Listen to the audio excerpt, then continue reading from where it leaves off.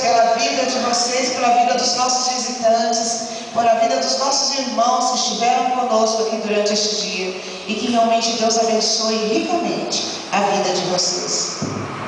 Vamos orar. Deus, para sentados. Senhor Deus e Pai, nós te louvamos, nós te damos graças, Senhor, por esse dia tão lindo, providência do Senhor, e por esses irmãos, ó Deus, que saíram das suas casas, saíram da tua igreja, para estarmos aqui compartilhando do grande amor que o Senhor tem colocado na vida de cada um de nós.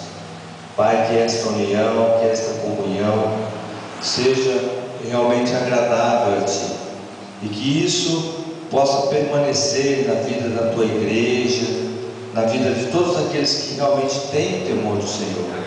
Por isso, ó Deus, esteja nos fortalecendo, cada um deles, esteja fortalecendo a Tua igreja, Senhor, onde quer que estejam, que sejam fortalecidos e que sejam, ó Pai, engrandecido o Teu nome através dessas vidas, ó Pai.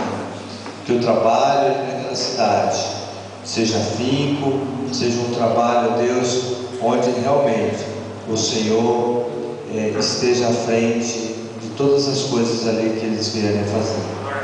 No nome de Jesus, nós te pedimos que a Tua mão poderosa e que Teus ouvidos estejam abertos para que realmente o Senhor possa ouvir o clamor da Tua igreja, do Teu povo ali no lugar. Em nome de Jesus, o Pai, abençoe ricamente a vida de cada um deles. Em nome de Jesus. Amém. Todos estão convocados a estarmos lá na frente para tirar a foto com o pastor Maurício. Irmãos, eu só queria, em nome da Igreja Presbiteriana lá de São José do Rio Preto, agradecer a vocês. Obrigado pelas pessoas que estiveram na cozinha, que estiveram recebendo os irmãos lá.